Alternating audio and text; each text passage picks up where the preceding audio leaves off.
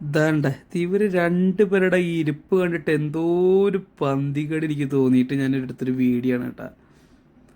ഇവനിങ്ങനെ പതുങ്ങി പതുങ്ങി പതുങ്ങി ഇങ്ങനെ പോണുണ്ട്.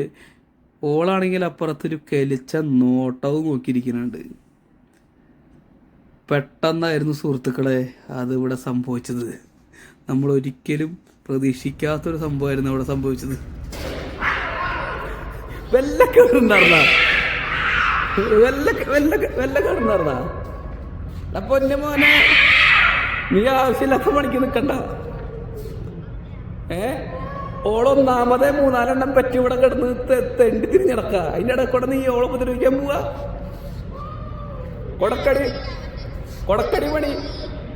നിന്റെ അടുത്ത് പീഡന ശ്രമം നടക്കണ്ടെങ്കിൽ നീ പ്രതികരിക്കണം, മനസ്സിലായ? പിന്നെ എന്തിനാ വെറുതെ നടക്കണേ? എടാ കള്ളപ്പന്നി, ഇവിടെ നോക്കടാ, നിന്നല്ലടി, ഇവിടെ നോക്കടാ.